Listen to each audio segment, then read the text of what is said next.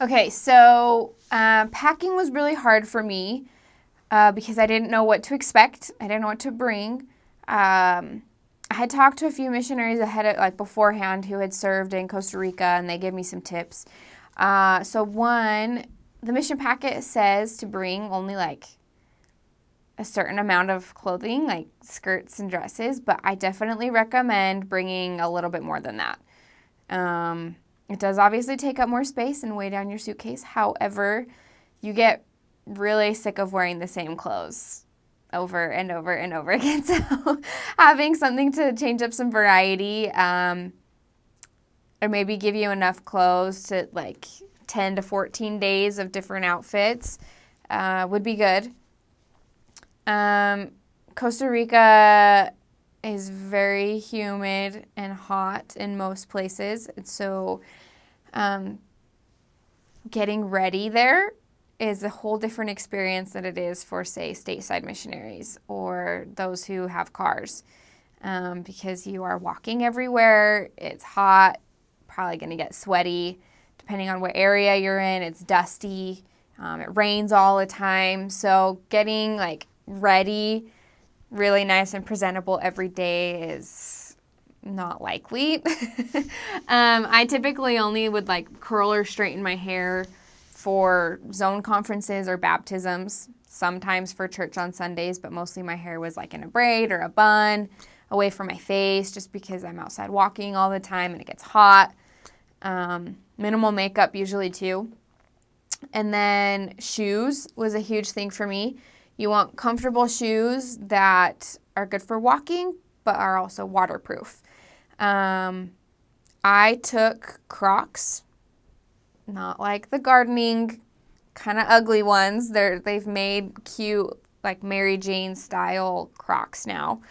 So I took probably like 4 pairs of those in different colors, and I was set.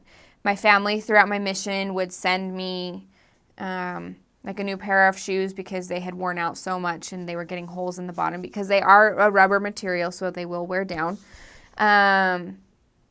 Yeah, I think like once or twice I got packages from home with a new pair of shoes and a couple new things of clothes just because things wear out or you get sick of them. Coming home, leave all your clothes. Don't bring anything home. I left a lot of my clothes and I still brought clothes home with me because I was like, oh, this is cute. I'll still wear it when I get home. I never wore it. So just leave it in Costa Rica. Leave it either with members or with other sister missionaries because they'll need it more than you when you get home. So yeah, that's that as far as clothing and packing goes. Those are my biggest suggestions. Costa Rica is filled with mosquitoes. So, and a lot of missionaries get, if they're not cautious, I've known a lot of missionaries who got dengue. So it's really important to make sure you're protected and have lots of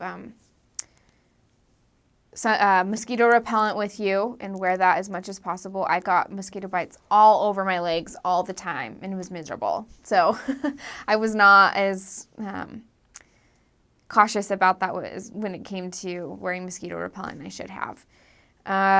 Most of the areas are pretty safe, and every area has a set of sisters and a set of elders. And so you will always, if you ever feel like you're in danger, you can always contact elders and they will be within your area. And I never really heard too much about sisters having, or like being in dangerous situations. I mean, it did happen.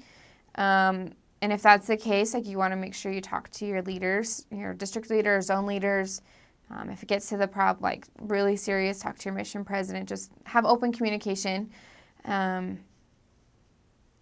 Yeah, if you get stuck in weird situations, just make sure that stay with your companion at all times. That's going to be your biggest immediate protection. Okay, so something that I came across a lot, which was very uncomfortable sometimes, is because the Latin culture is to give the kiss on the cheek. There's a lot of men who, I mean, that's normal for them, and outside of being a missionary, that's totally normal for a man and a woman to give a kiss on the cheek, just as friends or meeting someone for the first time. And so a lot of men will automatically want to do that with a missionary because that's just custom and culture for them. So more likely than not, they'll be okay with you like just sticking out your hand really quick and just giving them a handshake. But some of them will still grab your hand and try to pull you in to give a kiss on the cheek. So in that case, like, you just have to be super fast, like, ay, lo siento, hermano, no puedo. Like, I'm sorry, I can't, I'm a missionary. And you just, be very nice about it and courteous and let them know, like, you have rules you have to abide by.